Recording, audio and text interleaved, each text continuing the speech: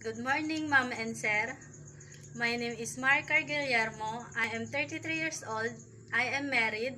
I have 3 children, aged 12, 10, and 6. I work as a nanny before in Dubai for 2 years. There are 5 members in the family, and 1 pet, it's a dog.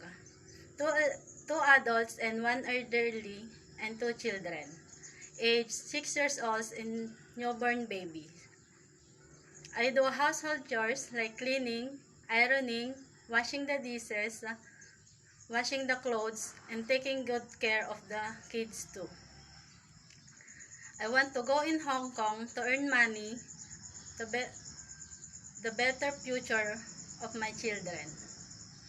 To my future employer, I promise to do my household duties and responsibilities.